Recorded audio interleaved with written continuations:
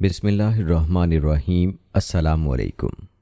दोस्तों, हिंदुस्तान वो पाकीज़ा व मुक़द्दस धरती है जहाँ पर लाखों औलिया कराम आसूदा खाक हैं। इन्हीं नफूस कुदसिया की मरहून मिन्नत है कि यहाँ इस्लाम का शजर हरा भरा है और आज भी इसके बरगोबार की शजरकारी व आबियारी का काम यही करते हैं। बल्कि एक अंग्रेज़ जाते जाते ये कह गया कि हमें हिंदुस्तान के बाशिंदों से डर नहीं, बल्कि हिंदुस्तान की ज़मीन में जो बुजुर्गान दीन आसूदा खाक हैं उनसे खौफ व हरास है। वो भी जानते थे कि हिंदुस्तान पर कोई भी हुकूमत कर ले, लेकिन वो आर्जी है। हकीकी हुकूमत व सल्तनत के ताजवर यहाँ के औलिया कराम हैं। बिलखसूस हिंदुस्तान के मरकज़ महाराष्ट्र के शहर नागपुर में एक ऐसी हस्ती ने जन्म लिया जिसे मुसलमान ही नहीं बल्कि तमाम अक़वाम के लोग अपना बुजुर्ग मानते हैं। उस हस्ती के फैज़ से हज़ारों अफराद दायरा इस्लाम में दाखिल हुए। खुद नागपुर का महाराजा जो मरहटा ख़ानदान से था, उस हस्ती का बहुत बड़ा मोतक़िद हुआ। उस अजीम रूहानी हस्ती को दुनिया भर में हज़रत बाबा ताजुद्दीन औलिया रहमहुल्लाह के नाम से याद किया जाता है। बाबा ताजुद्दीन औलिया प्यार से चिरागुद्दीन कहलाते थे, उर्फ़े आम में ताजुद्दीन बाबा कहलाए। दोस्तों, सरकार ताजुल औलिया की पैदाइश से पहले आपकी वालिदा मोहतरमा सैयदा मरियम बीबी ने एक निहायत हसीन दिलकश ख्वाब देखा। आपकी वालिदा ने ख्वाब में देखा कि आसमान अपने पूरे आबोताब के साथ जगमगा रहा था। चांद अपनी चांदनी पर नाजो नखरे के साथ फर्शी मखलूक को खीरा कर रही थी। अचानक वो ताबिंदा महर आपके गोद मुबारक में आसमान से गिर पड़ा और उस महताब की रोशनी से पूरी फर्शी दुनिया मुनव्वर व मुजल्ला हो गई। उसी हसीन ख्वाब की ताबीर के तौर पर बाबा ताजुद्दीन औलिया सैयद हसन मेहदी बदरुद्दीन और सैयदा मरियम बीबी के घर बतारीख 5 रजबुल मुरज्जब 1273 हिजरी बामुताबिक 27 जनवरी 1861 ईस्वी में पैदा हुए। बाबा ताजुद्दीन पैदाइश के वक्त से ही गैर मामूली थे। वो आम बच्चों की तरह रोते नहीं थे। आपके आबाओ अजदाद मदीना से हिजरत करके यहाँ आबाद हुए थे। ख़ानदानी पेशा सिपागरी था, लिहाजा आपके ख़ानदान के बेशतर बुजुर्ग फ़ौज में शामिल हुए। आपके वालिद मोहतरम सैयद बदरुद्दीन आपकी विलादत के 1 साल बाद रहलत फरमा गए, जबकि वालिदा मोहतरमा सैयदा मरियम बीबी साहिबा भी 8 साल बाद खालिक की हकीकी से जा मिली। हज़रत ताजुद्दीन औलिया ने इब्तदाई तालीम कामटी के एक मदरसे में हासिल की। आप एक रोज़ मकतब में मौजूद थे कि कामटी में सिलसिला कादरिया के मशहूर मजसूब बुजुर्ग हज़रत अब्दुल्ला शाह कादरी कामटी मकतब में तशरीफ़ लाए और बाबा साहब की जानिब इशारा करते हुए मौल्लम से फरमाया कि इसको क्या पढ़ा रहे हो, ये तो पढ़ा पढ़ाया आया है। इतना कहकर अब्दुल्ला शाह ने अपनी झोली से खरमा निकाल कर आधा खुद खाया और बचा हुआ ताजुद्दीन के मुंह में रखकर कहा कि कम खाओ, कम सो, कम बोलो और कुरान शरीफ पढ़ो। कहते हैं कि खरमा खाते ही ताजुद्दीन में तब्दीली आ गई और उनकी अंदर की दुनिया ही बदल गई। दुनियावी चीज़ों में उनकी दिलचस्पी बहुत कम हो गई। नौजवानी के ज़माने में बाबा ताजुद्दीन हज़रत अब्दुल्ला शाह साहब की खिदमत में हाजिर होते थे। हज़रत अब्दुल्ला शाह के सज्जादा नशीन की रिवायत के मुताबिक जब हज़रत अब्दुल्ला शाह के विसाल का वक्त करीब आया तो ताजुद्दीन उनके पास आए। उस वक्त शरबत बनाकर शाह साहब को पेश किया गया। उन्होंने चंद घूंट पीकर बाकी ताजुद्दीन को पिला दिया।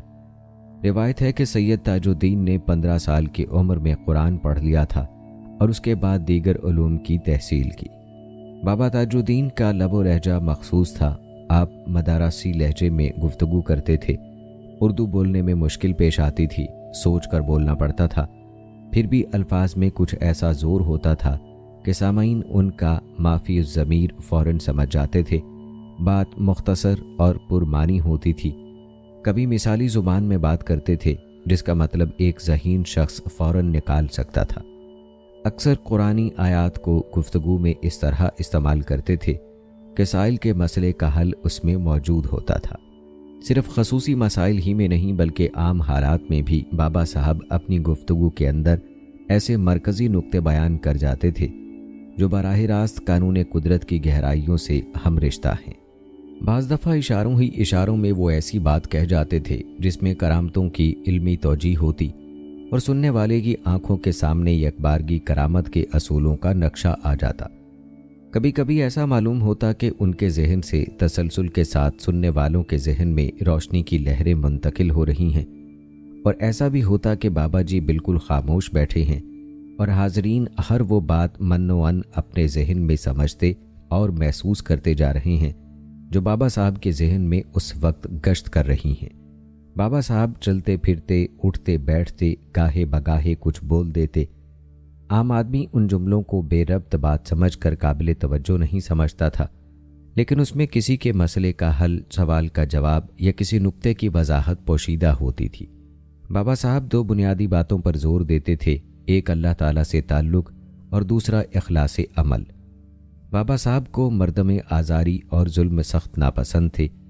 बाबा साहब कहते थे कि अल्लाह अल्लाह करते अच्छे रहते, क्योंकि अल्लाह ताला से राबता दीन की रूह है और सलात हो या ज़िक्र इलाही सब उसी के हसूल का ज़रिया हैं।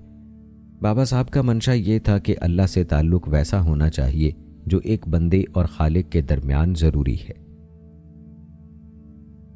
हाज़रीन दरबार के फ़िक्र अमल की खामी को बाबा साहब नहायत लतीफ़ पैराई में ज़ाहिर करते थे, इस तरह के वो समझ भी जाएं और उनकी पर्दा पोशी भी रहे। किसी बात की तलकीन फरमाते तो अक्सर तमसीले ज़ुबान इस्तेमाल करते। खदाए राम नामी एक सूदखोर वाकई में बाबा साहब के पास आया तो बाबा साहब ने एक लकड़ी उठाई और मारते हुए कहा, बड़ा जालिम है, मखलूक को सताता है। फिर फरमाया, सूद लेना छोड़ दे। खदाए राम पर इतना असर हुआ कि उम्र भर वो बाबा साहब के पास रहा और सूदी कारोबार छोड़ दिया। एक पीर साहब बाबा साहब के पास आए और अर्ज़ किया कि हजूर दुआ फरमाएं कि मुझे रूहानियत में तरक्की नसीब हो। बाबा साहब ने फरमाया, कुत्ता मार कर लाओ, हम दोनों खाएंगे।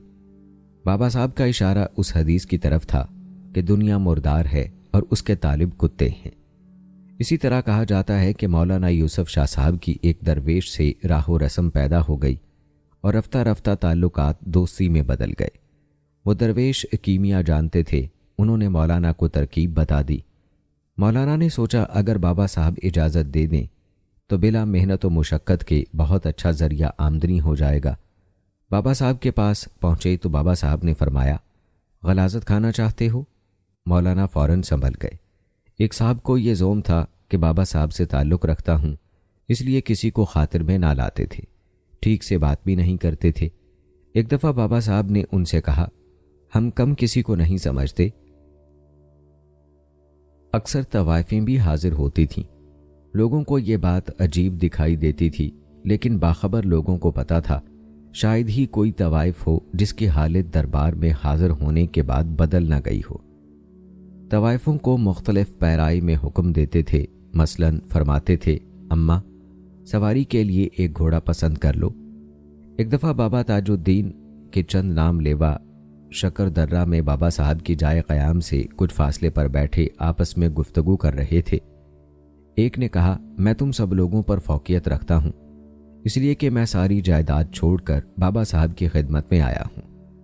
दूसरे ने कहा, मेरी कुर्बानी तुमसे कम नहीं, मैं तो पूरी दुकान छोड़कर हाजिर हुआ हूँ। अर्ज हर शख्स अपनी बड़ाई जता रहा था। उसी लम्हे बाबा साहब महल से बाहर निकलकर उन लोगों के पास आए और ये कुरानी आयत पढ़ी जिसका तर्जुमा है कि लोग इस्लाम लाने का आप पर एहसान धरते हैं। कह दो, ए नबी सल्लल्लाहु अलैहि वसल्लम, तुम अपने इस्लाम लाने का एहसान मुझ पर ना रखो, ये तो अल्लाह का एहसान है तुम पर कि तुमको ईमान की तरफ रहनुमाई फरमाई। मुख्तसर ये कि जलाली और जमाली कैफियत में इशारों, किनायों और तमसीली अंदाज़े बयान के ज़रिए हाज़रीन को तलकीन जारी रहती और बुनियादी नुक्ता यही होता कि लोग हिर्स व हवस से आज़ाद हो जाएं और कोई ऐसा काम ना करें जिससे किसी को तकलीफ़ पहुँचे। कभी कभी तेज़ो तुंद लहजा भी इख्तियार कर लेते। एक दफ़ा किसी ने पूछा कि बाबा आप लोगों को सख्त व सुस्त क्यों कहते हैं? जवाबन फरमाया, नहीं रे, मैं तो उन्हें दुआ देता हूं। दोस्तों, जब ताजुद्दीन 18 साल के थे तब कामटी में बहने वाले कैनान दरिया में सैलाब आ गया। सैलाब से उनके मकान को भी काफ़ी नुकसान पहुंचा। सन 1881 में उनके मामू अब्दुर्रहमान ने उन्हें नागपुर की रेजिमेंट नंबर 13 में भर्ती करवा दिया। फौज में 3 साल मुलाजमत के बाद उन्हें सागर यानी मध्य प्रदेश जाना पड़ा। सागर मद्रासी पलटन के खैमा मिलिट्री कैंप में पहुंचने के बाद दौरान मुलाजमत वहीं एक इलाके पीली कोठी में सिलसिला चिश्तिया के बुजुर्ग हज़रत दाऊद मक्की रहमहुल्लाह के मज़ार पर तशरीफ़ ले जाते। हज़रत दाऊद मक्की ख्वाजा शमसुद्दीन तुर्क पानीपती के खलीफा थे और ख्वाजा शमसुद्दीन तुर्क को मखदूम अलाउद्दीन अली अहमद साबर कलेरी से खिलाफत मिली थी। हज़रत दाऊद मक्की अपने मुर्शिद के हुक्म पर सागर आए और यहीं विसाल फरमाया। जब ताजुद्दीन फ़ौजी मुलाजमत के सिलसिले में सागर गए तो आपने बाबा दाऊद मक्की के मज़ार पर तकरीबन 2 साल रियाजत व मराकबे में गुजारे। रिवायत के मुताबिक यहीं ताजुद्दीन को चिश्तिया निस्बत अवैसिया तरीके पर मुंतकिल हुई। अब बाबा ताजुद्दीन का रोज़ का मामूल था कि दिन में काम के बाद पूरी रात दाऊद मक्की सागरी के मज़ार अक़दस पर गुजारते और याद इलाही में महव रहते। कामटी में जब नानी को इस बात की खबर हुई कि नवासा रातों को गायब रहता है तो ख्याल आया कि कहीं किसी बुरी सोहबत में ना पड़ गया हो। ये सोचकर नानी साहबा सागर जा पहुंची ताकि ये मालूम करें कि नवासा रातों को कहाँ रहता है। जब उन्होंने देखा कि ताजुद्दीन खुदा की बंदगी में रातें गुजारता है तो नानी के दिल का बोझ उतर गया और वह नवासे को दुआएं देती हुई वापस चली गई। लेकिन रफ्ता रफ्ता ताजुद्दीन का वक्त दाऊद मक्की की दरगाह पर ज़्यादा और ड्यूटी पर कम रहने लगा।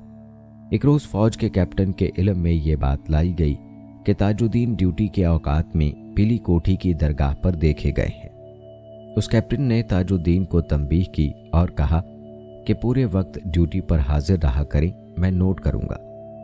ताजुद्दीन को मिलिट्री कैंप में असलहे खाने पर पहरा देने का काम सौंपा गया। एक रात 2 बजे के करीब फ़ौज का कैप्टन अचानक मुआयने के लिए आ गया। उसने देखा कि ताजुद्दीन मुस्तैदी से ड्यूटी दे रहे हैं। कैप्टन उन्हें देखकर मुतमईन रवाना हो गया और जब फ़ौज का कैप्टन आधे फरलांग के फासले पर एक छोटी सी मस्जिद के पास से गुजरा, मस्जिद का सेहन चांदनी रात में साफ नजर आ रहा था। कैप्टन ने देखा कि वो जिस सिपाही को पहरा देते देख कर आया है वो खुशू व खुजू के साथ मस्जिद के सेहन में नमाज अदा कर रहा है। सिपाही को ड्यूटी से गफलत बरतते देखकर उसे सख्त गुस्सा आया और वो वापस असलहा खाने आया। उसके कदमों की चाप सुनकर सिपाही पुकारा, हालत। अंग्रेज कैप्टन सिपाही को अपनी जगह देखकर सख्त हैरान हुआ और कुछ कहे बगैर मस्जिद का रुख किया और वहां जाकर वो हैरान और शशदर रह गया कि ताजुद्दीन उसी तरह महवियत के आलम में मसरूफ़ इबादत थे। वो एक बार फिर असले खाना तस्दीक के लिए गया और वहां ड्यूटी देते देखकर उसने करीब आकर गौर से देखा कि ये वही शख्स है या कोई और। उसने ताजुद्दीन से बातचीत करके अपनी पूरी तसल्ली कर ली कि हाँ, ये वही शख्स है। दूसरे दिन एक अफसर के सामने ताजुद्दीन की पेशी हुई। कैप्टन ने रात के वाक़े की चशमदीद गवाही दी। ताजुद्दीन से पूछा गया कि तुम ड्यूटी छोड़कर इबादत कर रहे थे या बैक वक्त ड्यूटी भी अदा कर रहे थे और इबादत भी? अगर आखिरी बात सच है तो साफ साफ बताओ, तुम एक वक्त में 2 काम किस तरह अंजाम देते हो? तुम जादूगर तो नहीं हो? यह सुनना था कि ताजुद्दीन को जलाल आ गया। उन्होंने पेटी, बंदूक, वर्दी समेत तमाम सरकारी सामान लाकर अफसर की मेज पर रख दिया। लो जी, अब हम 2-2 नौकरियां नहीं करते जी। ये कहकर ताजुद्दीन फौरन कमरे से निकल गए। प्यारे दोस्तों, नागपुर और जबलपुर शहरों को मिलाने वाली शाहरा कामटी रामटेक से होकर गुजरती है। यहाँ से बहुत बड़ा पहाड़ी सिलसिला शुरू हो जाता है। उसके घने जंगलों में कदम कदम पर खूनखार दरिंदे घूमते हैं और दुनिया के जहरीले तरीन सांप पाए जाते हैं। मुलाजमत से सुबकदोशी के बाद बाबा ताजुद्दीन ने ज़्यादातर वक्त नागपुर से मुत्तसिल वाकी के घने जंगलों में गुजारा, जहां कदम कदम पर खूनखार शेर और जंगली दरिंदे रहते थे। उस जंगल के अजदहे भी शोहरत रखते थे। वहां ताजुद्दीन बाबा रहमतुल्लाह अलैह ने कई बरस तक बिला खौफ व खतर रियाजत की। कभी कभार रियाजत के बाद आप सतपड़ा पहाड़ की बुलंदियों और घने जंगलों से उतरकर बस्तियों में आ जाते। जज्बो कैफ का ये आलम था कि उन्हें खाने पीने और पहनने ओढ़ने का एहसास भी न रहता। ادھر تاجدین کے استعفے کی خبر فوج کے ذریعے ان کے گھر بھیجی گئی۔ نانی نے پھر ایک مرتبہ ساگر آ کر دیکھا تو تاجدین گلی کوچوں کی خاک چھانتے نظر آئے۔ نانی کو لگا کہ وہ پاگل ہو گئے ہیں اور وہ انہیں اپنے ساتھ کامٹی لے آئیں۔ کامٹی میں ڈاکٹروں حکیموں کو دکھایا گیا لیکن کوئی بھی آپ کی حالت سمجھ نہ سکا۔ بابا تاجدین رحمت اللہ علیہ شہر میں واپس آ کر خوش نہیں تھے۔ انہیں جب بھی موقع ملتا پھر اپنے جنگل میں جا نکلتے۔ عام لوگوں نے انہیں پاگل سمجھ لیا۔ بستی کے آوارہ لڑکے انہیں چھیڑتے اور تنگ کرتے، کوئی آوازیں کستا تو کوئی پتھر مارتا۔ دوسری طرف بہت سے لوگ عقیدت سے ان کے ہاتھ چومتے، لیکن تاجدین بابا فنا کی ان منزلوں پر تھے جہاں پتھروں کی مار اور پھولوں کی بارش میں کوئی فرق محسوس نہیں ہوتا۔ بستی میں آپ کا دل نہیں لگتا تو آپ جنگلات میں نکل جاتے اور کبھی واپس کامٹی پہنچ جاتے۔ کچھ عرصے بعد آپ کی کرامات کا چرچا ہوا تو لوگ دور دور سے آپ کے پاس اپنا درد لے کر آنے لگے۔ بابا صاحب کی دعاؤں سے لوگوں کے کام ہونے لگے تو سائلین اور عقیدت مندوں کا ہجوم رہنے لگا۔ ایسے میں کچھ لوگوں کو ناجائز فائدہ اٹھانے کی سوجھی تو بابا صاحب نے اعلان کر دیا کہ اب ہم پاگل جھونپڑی جائیں گے۔ لہٰذا حالات کچھ ایسے بنے کہ 26 اگست 1892 کو کامٹی کے کینٹونمنٹ اور ضلع مجسٹریٹ نے انہیں پاگل خانے بھیج دیا۔ پاگل خانے کا سپرنٹینڈنٹ ڈاکٹر ماروتی راؤ تھا۔ اس کی 5 لڑکیاں تھیں، لڑکا کوئی نہیں تھا۔ اولاد نرینہ کی اسے بہت تمنا تھی۔ ڈاکٹر نے بابا صاحب کی پاگل خانے میں موجودگی کا اپنی بیوی سے ذکر کیا۔ اس کی بیوی کے دل میں خیال آیا کہ میں چل کر حضور بابا صاحب سے عرض کروں۔ اس نے ایک دن اپنے خاوند سے کہا کہ مجھے بابا صاحب کے پاس لے چلو۔ اس کا خاوند چونکہ مذہباً مرہٹا برہمن تھا، اس لیے اپنی بیوی سے یہ الفاظ سن کر پہلے تو کچھ ہچکچایا، بعد میں اس نے یہ چاہا کہ کسی طرح بابا صاحب کو اپنے گھر پر بلا لے، لیکن وہ اس میں کامیاب نہیں ہو سکا۔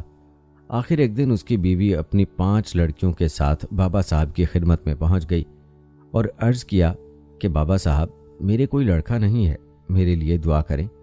بابا صاحب نے اس کی طرف دیکھا اور فرمایا کہ ڈاکٹروں کی دوائیاں تو بہت کھاتے جی، پر لڑکا نہیں ہوتا۔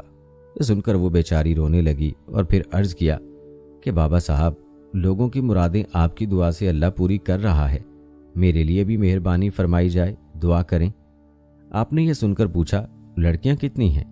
تو اس نے جواب دیا کہ لڑکیاں تو 5 ہیں۔ بابا صاحب نے فرمایا کہ اگر لڑکیاں 5 ہیں تو لڑکے بھی اللہ کے حکم سے 5 ہو جائیں گے۔ یہ خوشخبری سن کر ڈاکٹر کی بیوی واپس گھر آ گئی۔ خدا کی شان کے 1 سال بعد اس کے ہاں لڑکا پیدا ہوا۔ ڈاکٹر ماروتی راؤ کی بیوی نے غسل کے بعد لڑکے کو حضور بابا صاحب کے قدموں میں رکھ دیا۔ بابا صاحب نے ایک نظر دیکھا اور تبسم کے ساتھ فرمایا کہ ابھی تو 4 اور آئیں گے، لے جاؤ، یہ بچہ خوش رہے گا۔ پاگل خانے میں بند کیے جانے کے بعد بھی اکثر بابا تاجدین شہر کی سڑکوں اور گلیوں میں گھومتے نظر آئے اور ان سے کئی کرامات کا ظہور ہوا۔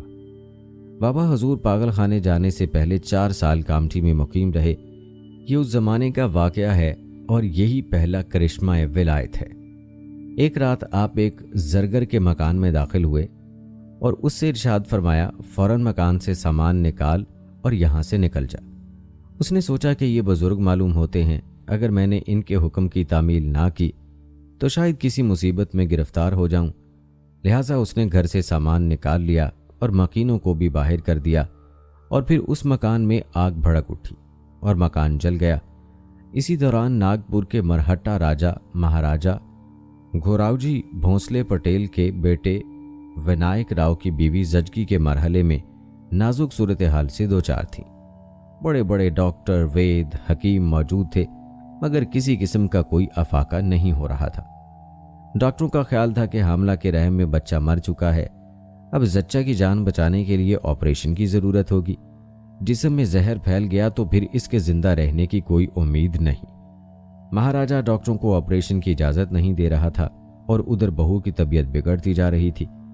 اسی دوران مہاراجا کے ایک ڈرائیور نے، جو بابا صاحب کا بے حد معتقد تھا، مہاراجا سے کہا کہ میں ایک مسلمان ولی کو جانتا ہوں، آپ ان کے پاس چلیے اور دعا کی درخواست کیجیے، شاید کوئی سبب بن جائے۔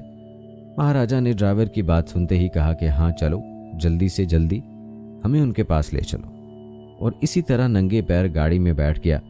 راجا صاحب کی موٹر پاگل خانے کے صدر دروازے پر جا کر رکی تو لوگ راجا صاحب کے استقبال کو دوڑے، لیکن وہ سب کو نظر انداز کرتے ہوئے تیزی سے اندر داخل ہو گئے۔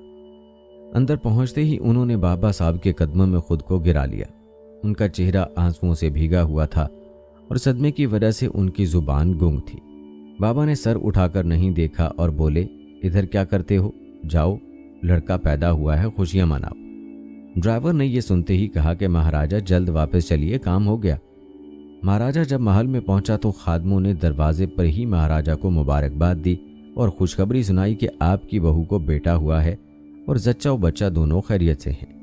مہاراجا کا اعتقاد بابا صاحب پر اس قدر پختہ ہوا کہ اس نے اسی وقت چیف کمشنر ناگپور بینجامن رابرٹس کے پاس نقد زر ضمانت جمع کرائی اور بابا صاحب سے عرض کی کہ آپ میرے ساتھ چلیے۔ آپ نے اس کی درخواست قبول کر لی۔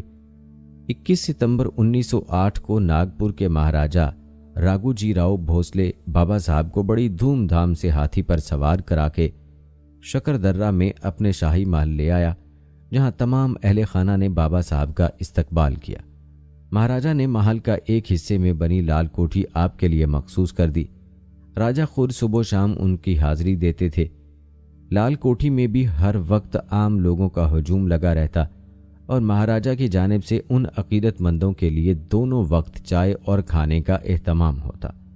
ایک مرتبہ بیگم راجا آف بھوپال آپ کی خدمت میں حاضر ہوئیں اور وہ اپنے ساتھ انواع و اقسام کے کھانے لائیں اور بابا صاحب سے عرض کیا، اس میں سے کچھ تناول فرمائیں۔ بابا صاحب نے چند لقمے لیے۔ اس دوران بیگم صاحبہ نے دل میں سوچا کہ اتنے اچھے کھانے یہاں کون پکا کر بابا صاحب کو کھلاتا ہوگا۔ آپ نے فوراً ہی فرمایا کہ یہ کھانا ہمارے کام کا نہیں، ہمیں ایسا کھانا کون کھلا سکتا ہے، اور یہ کہہ کر زمین سے پتھر اٹھا کر ویسے ہی کھانے لگے جیسے کھانا تناول فرما رہے ہوں۔ بیگم صاحبہ بہت ہی شرمندہ ہوئیں۔ اسی طرح بیان کیا جاتا ہے کہ ڈاکٹر عبدالحمید کو کسی تقریب میں شرکت کے لیے بمبئی جانا تھا، تو انہوں نے سرکار کی خدمت میں حاضر ہو کر اجازت چاہی تو سرکار نے فرمایا کہ نہ جاؤ، راستہ تمہارے لیے خطرناک ہے، سفر تمہارے لیے درست نہیں۔ جب انہوں نے بہت اصرار کیا تو فرمایا، اچھا رک جاؤ۔ آپ نے ایک پتا توڑا درخت سے اور اس پر کچھ آیات پڑھ کر دم کیا اور کہا، لے جاؤ۔ ڈاکٹر صاحب پتا لے کر سفر پر روانہ ہو گئے۔ دوستو، راستے میں ایک ایسا واقعہ پیش آیا کہ ڈاکٹر صاحب موت کے منہ میں ہی چلے گئے تھے کہ اللہ کے حکم سے بابا جی کے دم نے بچا لیا۔ وہ یوں کہ ڈاکٹر صاحب اسٹیشن پر کسی کام سے اترے اور لائن پر چل رہے تھے کہ انہیں ریلوے لائن پر انجن آتا دکھائی دیا، تو انجن کو آتے دیکھ کر ڈاکٹر صاحب وہیں خوف سے رک گئے۔ تو انجن آپ کے آتے ہی رک گیا اور آپ خوف کی وجہ سے لائن پر گر گئے۔ تو لوگوں نے آپ کو اٹھایا اور پوچھا کہ تم جادوگر ہو، عامل ہو یا کوئی اور چیز ہو، یہ بتاؤ کہ بغیر انجن روکے کیسے رک گیا۔ تو ڈاکٹر صاحب نے بابا جی کو تمام واقعہ سنایا تو لوگ آپ کے معتقد ہو گئے۔ بابا صاحب خواتین کا بے حد احترام کرتے تھے۔ ایک بار دروازے کی جانب سر بینجامن کی میم اور جواں سال بھتیجی رگو جی راؤ کی بیوی کے ہمراہ کھڑی تھیں۔ بابا نے ان کو دیکھا، فوراً کھڑے ہو گئے۔ آ جاؤ رے۔ رانی لڑکی کا ہاتھ پکڑے آگے بڑھی جس کے سر پر پٹی بندھی تھی۔ بابا، اس کے سر میں درد رہتا ہے، لندن میں کسی بھی علاج سے فائدہ نہیں ہوا، سر بینجامن نے اسے آپ سے دم کرانے کے لیے وہاں سے بلوایا ہے۔ وہ ایک ہی سانس میں پوری بات کہہ گئی۔ یہ تو پگلا ہے جی، بچی کو تکلیف دیا، تاج الدین کو بولنا تھا۔ پھر بڑی شفقت سے لڑکی کو اپنے قریب بٹھایا اور بولے، پریشان نکو ہوتے بیٹی، مٹی سونگ لیتے، اچھے ہو جاتے، پٹی کھول دیتے۔ شفقت اور مٹھاس ان کے لہجے سے پھوٹی پڑتی تھی۔ لڑکی کچھ بھی نہ سمجھی، وہ اردو سے نا آشنا تھی۔ وہ حیرت بھری نگاہوں سے بابا کو دیکھ رہی تھی۔ کون سی مٹی؟ رگو جی نے پوچھا۔ تو بابا جی نے بینجامن رابرٹس کی طرف اشارہ کر کے فرمایا، یہ لوگا جی، بچی کو سنگھا دے۔ سر بینجامن رابرٹس بابا کی خدمت میں پہلے بھی حاضری دے چکا تھا، بات سمجھ گیا۔ فوراً تھوڑی سی مٹی اٹھا لایا اور بچی کو اسے سونگھ لینے کی ہدایت کی۔ مٹی کو سونگتے ہی بچی کو 3-4 چھینکیں آئی تو بابا صاحب نے فرمایا، بس بیٹی، بس اب اچھے ہو گئے۔ رانی نے بچی کے سر کی پٹی کھول دی، درد سر بالکل غائب ہو گیا تھا۔ فرط مسرت سے لڑکی کی آنکھوں سے آنسو نکل آئے۔ یہ سب لوگ سراپا تشکر بنے ہوئے تھے۔ سر بینجامن نے احساس تشکر کے ساتھ ساتھ بابا صاحب کی خدمت میں کثیر رقم پیش کی تو آپ کی پیشانی پر بل پڑ گئے، مگر آپ کے الفاظ میں بڑی نرمی تھی۔ بیٹی باپ کو نذرانہ نہیں، باپ بیٹی کو دیتا ہے، یہ کہا اور گاؤ تکیے کے نیچے ہاتھ ڈالا اور چند سکے لڑکی کے ہاتھ پر رکھ دیے۔ اس نے خوشی خوشی تحفہ قبول کر لیا اور وہ لوگ شاداں و فرحاں وہاں سے رخصت ہو گئے۔ سر بینجامن کے بابا صاحب سے یہ ملاقات مہاراشٹر کے مسلمانوں کے حق میں رحمت ثابت ہوئی۔ سر بینجامن نے بڑی تعداد میں وہاں اسکول اور مدرسے قائم کیے، مسلمانوں کی درسگاہوں کے لیے زمینیں فراہم کی، عمارتوں کی تعمیر میں بڑھ چڑھ کر حصہ لیا اور تعلیم یافتہ مسلمان نوجوانوں کے لیے روزگار فراہم کرتے رہے۔ جبل پور میں مسلمانوں کا اسکول آج بھی رابرٹس انجمن اسلامیہ ہائی اسکول کے نام سے موجود ہے۔ انہوں نے وہاں ہزاروں مخالفتوں کے باوجود رابرٹس کالج بھی قائم کیا۔ ناگپور کا انجمن اسلامیہ ہائی اسکول بھی سر بینجامن اور تاج الدین بابا کی اسی ملاقات کی یادگار ہے۔ بیرہٹ اب تاج آباد کے نام سے مشہور ہے۔ ایک دن بابا گھومتے ہوئے اس جگہ جا کر رک گئے جہاں اب ان کا مزار ہے۔ وہاں انہوں نے زمین سے تھوڑی مٹی اٹھائی اور کہا، سبحان اللہ، کیا اچھی مٹی ہے۔ دوستو، یہ بھی بیان کیا جاتا ہے کہ ایک اور پاگل خانے میں حکام کی ماہانہ میٹنگ تھی۔ سول سرجن کی نشست کے برابر ایک کرسی خالی تھی۔ بابا حضور نے اس کو دیکھ کر ڈاکٹر عبدالحمید خان صاحب سے کہا، تم کیوں کھڑے ہو، اس پر بیٹھ جاؤ، تم بھی وہاں بیٹھ سکتے ہو۔ آپ نے یہ بات 2-3 بار کہی۔ جب میٹنگ ختم ہوئی تو سرجن جنرل نے ڈاکٹر صاحب کو بلایا اور کہا، ہم تم کو اسسٹنٹ سرجن مقرر کرنا چاہتے ہیں۔ سید عبد الرحمن صاحب جو سی پی گورنمنٹ کے فارسٹ کانٹریکٹر تھے، روایت کرتے ہیں کہ ایک دفعہ میں بابا تاج الدین کے پاس موجود تھا کہ ایک چور بابا صاحب کی خدمت میں حاضر ہوا اور ایک طرف پیٹ کر کے دل ہی دل میں بابا صاحب سے مخاطب ہوا کہ حضور، مجھ سے چوری کا ارتکاب ہوا ہے اور میں نے ایک حلوائی کے یہاں چوری کی ہے۔ میں اس فعل پر سخت نادم ہوں، چاہتا ہوں کہ آپ میری پردے داری کرتے ہوئے مجھے سزا سے بچا لیجیے۔ اس خاموش عرض کے جواب میں بابا صاحب نے اس کی طرف رخ کر کے کہا، بھاگ جا، تیرا کام ہو گیا ہے۔ اتنے میں وہ حلوائی بھی جس کے یہاں چوری ہوئی تھی حاضر دربار ہوا اور فریاد کی کہ حضور، میں لوٹ گیا، میری تمام کمائی کسی نے چرا لی۔ بابا صاحب نے ارشاد فرمایا، ارے جا، 2 تھال میں سارا ہے، اس کا کام بھی ہو گیا ہے، تیرا بھی ہو جاتا ہے، جا اور دکان کھول۔ حلوائی واپس پہنچا تو معلوم ہوا کہ سارا مال اور پونجی تو چوری ہو چکی، لیکن 2 تھال چرونجی دانوں سے بھرے بچ گئے ہیں۔ اسے بابا صاحب کا ارشاد یاد تھا کہ 2 تھال میں سارا ہے۔ اس نے مکمل یقین کے ساتھ ان 2 تھالوں سے دوبارہ کاروبار شروع کیا۔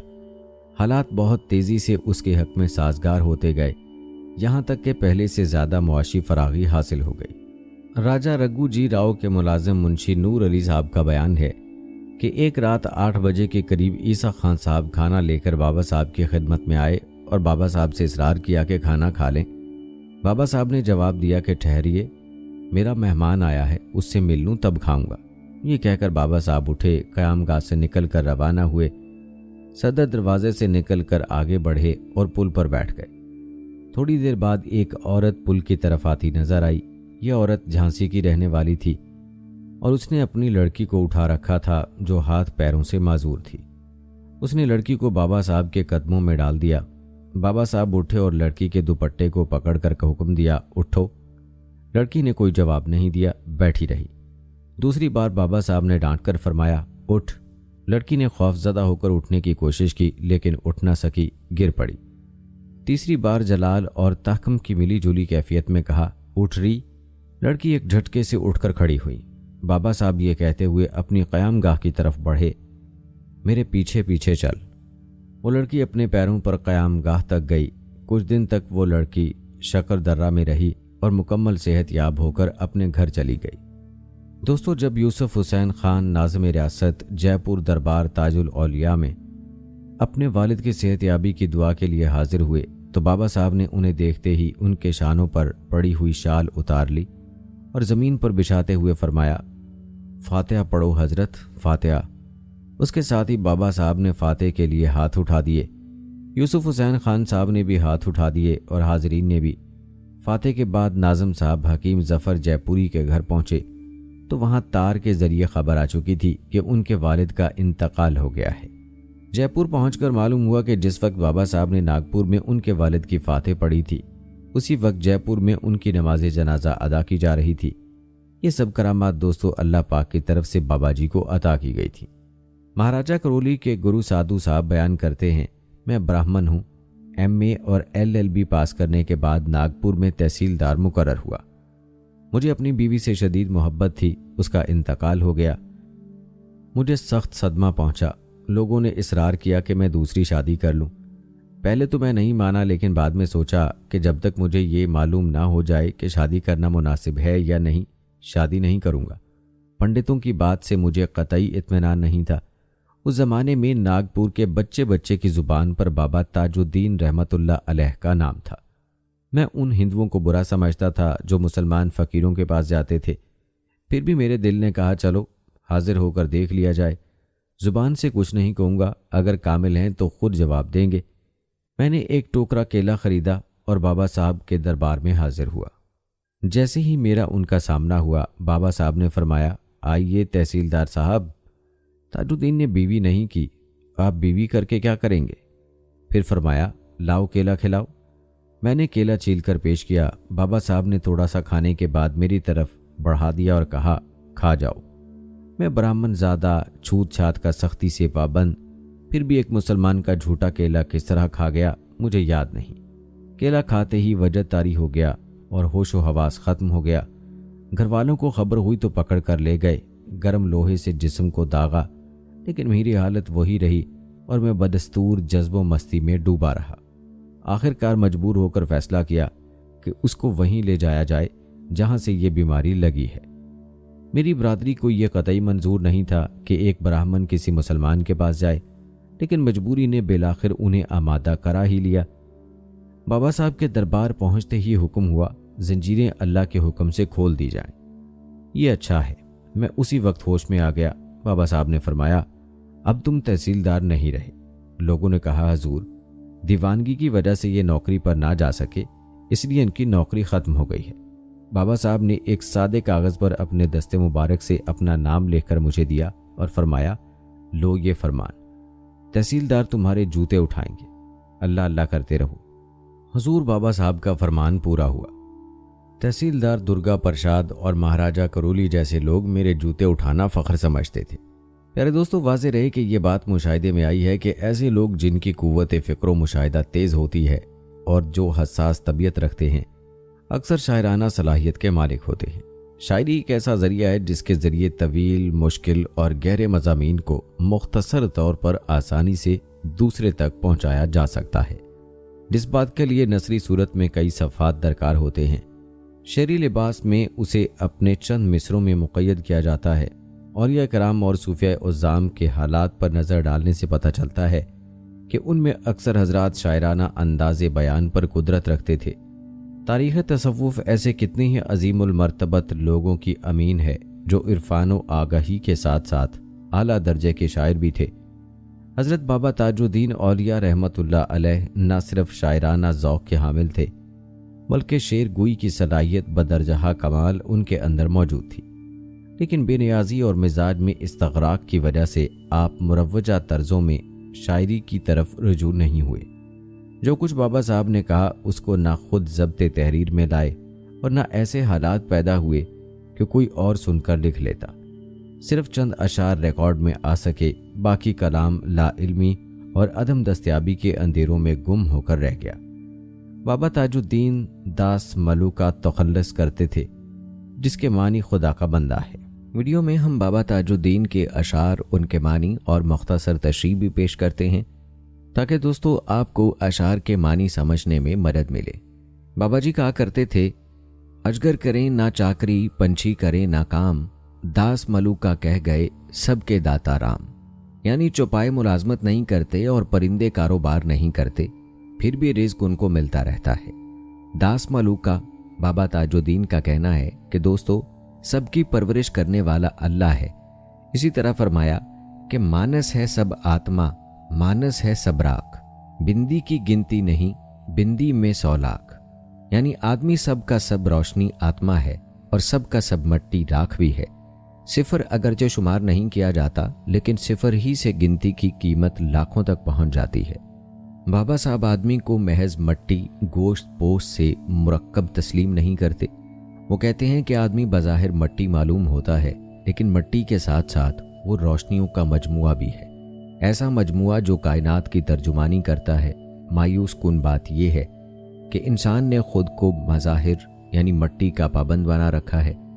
اگر انسان اپنی ذات روشنی سے واقف ہو جائے تو اسپیس کی گرفت ٹوٹ جاتی ہے اور وہ اپنی مرضی اور اختیار سے مظاہر میں تبدیلی کر سکتا ہے۔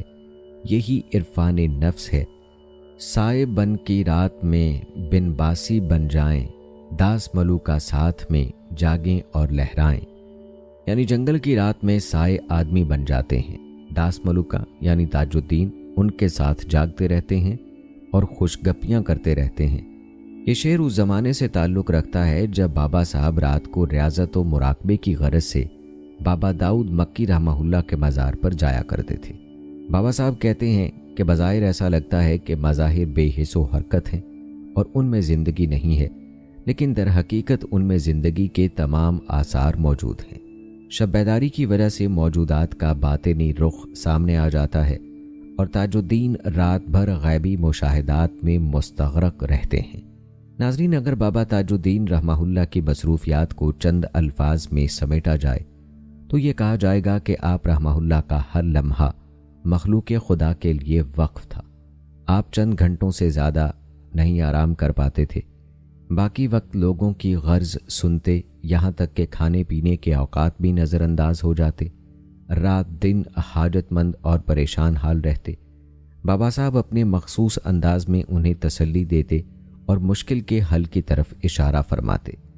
بابا صاحب کی ہستی لوگوں کے لیے لطف و محبت اور کرم نوازی کا ایسا ذریعہ تھی جس کے آگے انہیں ہر تکلیف اور صعوبت ہیج محسوس ہوتی تھی۔ بابا صاحب ڈھارس بندھاتے تو انہیں ایسا اطمینان مل جاتا جو کسی مادی ذریعے سے ملنا ممکن نہیں۔ دل کے بوجھ یوں دور ہو جاتے جیسے کسی انجانے ہاتھ نے غم کے پہاڑ سینے پر سے ہٹا دیے ہوں۔ آخری زمانے میں جب بابا صاحب کی صحت گر گئی تھی اور کمزوری کی وجہ سے بیٹھنا مشکل ہو گیا تھا، اس وقت بھی لوگوں کے معاملات سننے اور جواب دینے میں دلچسپی لیتے رہے۔ حالت جلال ہو یا جمال، کبھی کسی کو بابا صاحب کی ذات سے تکلیف نہیں پہنچی۔ بارہا دیکھا گیا کہ لوگ رنجیدہ آئے اور خوش و خرم واپس گئے۔ بابا صاحب بعض اوقات ہجوم میں گھر جاتے تو بلند آواز سے فرماتے، تم سب جاؤ، تمہارے کام ہو گئے۔ لوگ مطمئن واپس جاتے اور اللہ تعالیٰ ان کے کام بنا دیتا۔ بابا صاحب کے پاس زمانے کے ستائے ہوئے بھی آتے، حالات کے مارے ہوئے بھی آپ کے درگاہ کا رخ کرتے، خطا کار بھی احساس گناہ لے کر حاضر ہوتے۔ ایسے لوگ بھی در تاج اولیاء میں آتے جو امارت کے باوجود پریشان حال ہوتے، اور ایسے بھی فریاد کے نہ ہوتے جن پر غربت ایک بوجھ بن گئی ہوتی۔ بابا صاحب بلا امتیاز امیر و غریب، خطا کار، پاک و باز، سب کی غرض و فریاد سنتے۔ ایک بار ایک طوائف بابا صاحب کی خدمت میں حاضر ہوئی اور گا کر کہا، اچھے رہیں نزدیک، برے جائیں کدھر کو، اے رحمت خدا تجھے ایسا نہ چاہیے۔ یہ سن کر بابا صاحب نے اس سے کہا، اچھے ادھر کو جائیں، آئیں برے ادھر کو، اے رحمت خدا تجھے ایسا ہی چاہیے۔ اسی طرح بیان کیا جاتا ہے کہ ایک لڑکا پیدائشی معذور تھا، نہ بول سکتا تھا اور نہ ہاتھ پیر ہلا سکتا تھا۔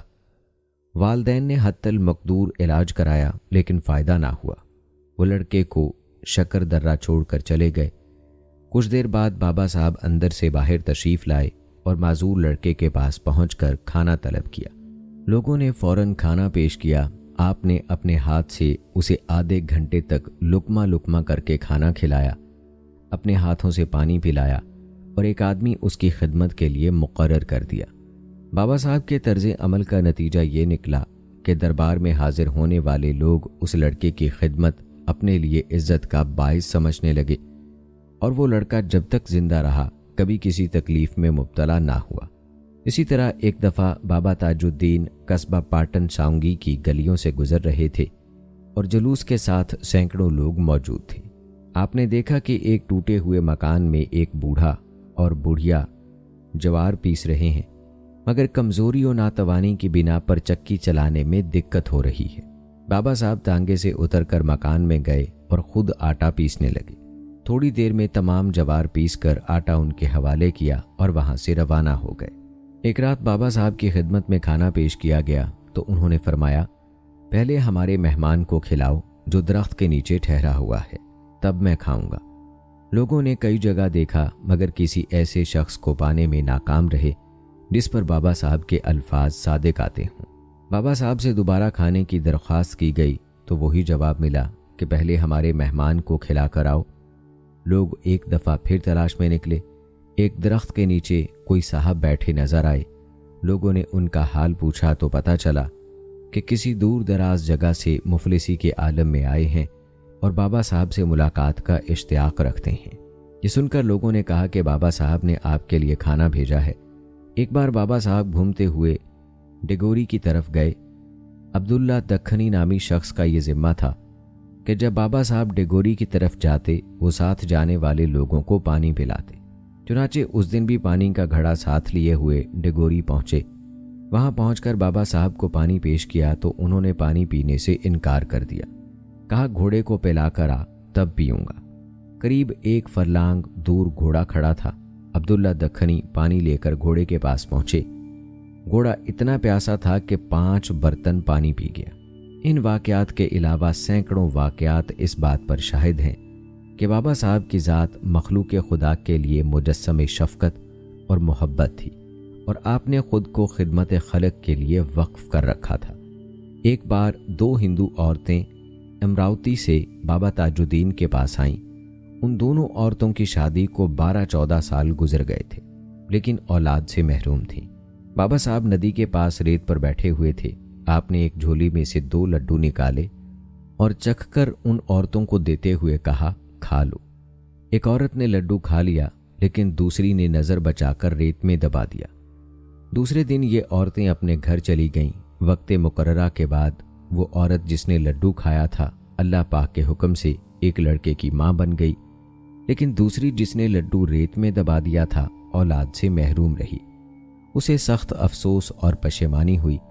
बच्चे की पैदाइश के 2 माह बाद साहिब औलाद औरत बच्चे को साथ लेकर बाबा साहब की खिदमत में रवाना हुई ताकि नागपुर में बाल उतारने की रस्म अंजाम दे।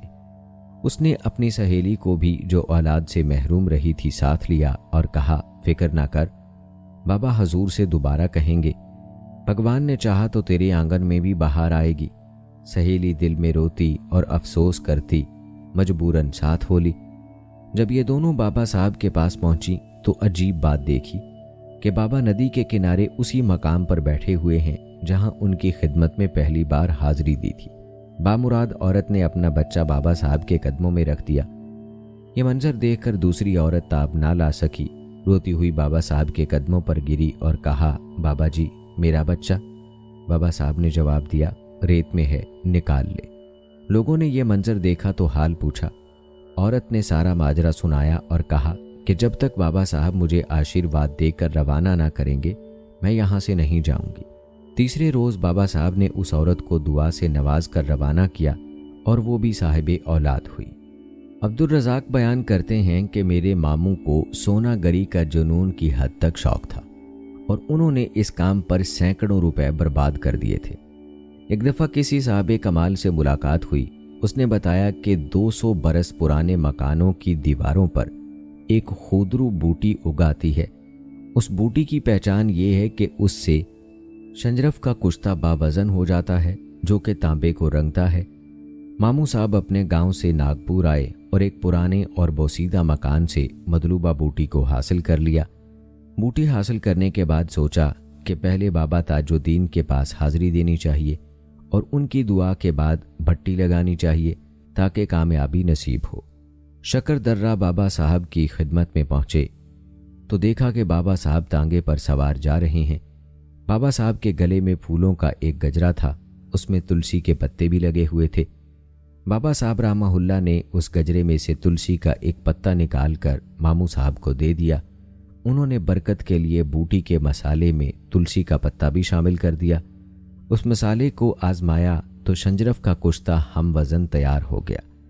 اس یقینی آزمائش کے بعد اس بوٹی اور تلسی کے پتے کے صفوف کو تانبے پر استعمال کیا تو سونا تیار ہو گیا، جسے بازار میں فروخت کر دیا۔ اس کے بعد ماموں صاحب نے ہر ممکن کوشش کر لی، لیکن بوٹی سے سونا تیار نہیں ہوا جس سے پہلے تیار ہو گیا تھا، اور نہ پھر کبھی بابا صاحب نے انہیں تلسی وغیرہ کا پتا دیا۔ ایک روز حضرت بابا تاج الدین اولیاء کی خدمت میں ایک ضعیف العمر عالم حاضر ہوئے۔ بابا صاحب نے انہیں دیکھ کر فرمایا، حضرت ان کو 5 جوتے لگاتے ہیں۔ وہاں موجود تمام لوگ حیران ہو گئے، لیکن عالم صاحب نے ہاتھ جوڑ کر کہا کہ خدا کے لیے بابا صاحب کے حکم کی تعمیل کرو۔ ایک خادم آہستہ آہستہ 5 جوتے ان کی پشت پر مار دیے۔ عالم صاحب پر ایک عجیب کیفیت طاری ہو گئی۔ جب یہ کیفیت ختم ہوئی تو لوگوں نے دریافت کیا کہ آپ کو کیا ہو گیا تھا؟ انہوں نے کہا جو راستہ ساری عمر طے نہ ہو سکا وہ آن واحد میں طے ہو گیا۔ دوستو، شکر درہ میں بابا تاج الدین کے پاس گلاب نامی ایک روئی دھنکنے والا آیا۔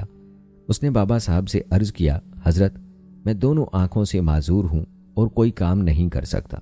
بابا صاحب نے فرمایا، اپنے گاؤں میں چراغ رکھ کر یہاں کیوں آیا ہے؟ جا اور مجھے وہاں دیکھ۔ گلاب اپنے گاؤں واپس گیا اور گھر میں بیٹھا بابا صاحب کے ارشاد پر غور کر رہا تھا کہ آنکھوں پر کسی کے ہاتھ کا لمس محسوس کیا۔ کوئی ان کی آنکھوں پر ہاتھ پھیر رہا تھا۔ گلاب نے آثار و شواہد سے اندازہ لگا لیا کہ یہ کوئی سکو بائی ہے۔ اس وقت سکو بائی کا بچپن تھا۔ گلاب سمجھ گیا کہ ہو نہ ہو بابا صاحب نے جس شخصیت کی طرف اشارہ کیا ہے وہ سکو بائی ہی ہیں، ورنہ بغیر بلائے آنے اور آنکھوں پر ہاتھ پھیرنے کی کیا وجہ ہے؟ سکو بائی گلاب کی آنکھوں پر ہاتھ پھیر کر چلی گئیں اور پھر بتدریج گلاب کی بینائی بڑھتے بڑھتے بحال ہو گئی۔ اس واقعے سے سکو بائی پورے گاؤں میں مشہور ہوئیں اور سینکڑوں کی تعداد میں لوگ آپ کے پاس آنے لگے۔ ناظرین، بذاخر میں آپ سے یہ کہوں گا کہ بزرگوں کی دعائیں ہم پر رحمت برساتی ہیں، اور ہاں یہ بھی ذہن میں رکھیں کہ اللہ تعالیٰ کے محبوب بندوں، اولیاء اور تمام صالحین کی کسی کے خلاف دعائیں بہت ہی خطرناک اور ہلاکت آفرین بلائیں ہیں۔ ان بزرگوں کی دعائیں ضرر اور پھٹکار وہ تلوار ہے جس کی کوئی ڈھال نہیں، اور یہ تباہی و بربادی کا وہ زہر آلود تیر ہے جس کا نشانہ کبھی خطا نہیں کرتا۔ لہٰذا ہر مسلمان پر لازم ہے کہ زندگی بھر ہر قدم پر یہ دھیان رکھے کہ کبھی بھی اللہ تعالیٰ کے نیک بندوں کی شان میں ذرا بھر بھی بے ادبی نہ ہونے پائے، اور بزرگان دین رحمہ اللہ میں سے کسی کی بھی دعائیں ضرر نہ لے، بلکہ ہمیشہ اس کوشش میں لگا رہے کہ خدا کے نیک بندوں کی دعائیں ملتی رہیں۔ تو ناظرین کرام، یہ تھی ہماری آج کی ویڈیو جس میں ہم نے آپ کو تفصیل سے بابا تاج الدین کے متعلق بتایا۔ امید کرتے ہیں کہ ہماری آج کی یہ ویڈیو آپ کو پسند آئی ہوگی۔ آج کی اس ویڈیو کے متعلق اپنی رائے کا اظہار کمنٹ باکس میں لازمی کیجیے گا۔ مجھے اگلی ویڈیو تک اجازت دیں۔ فی امان اللہ۔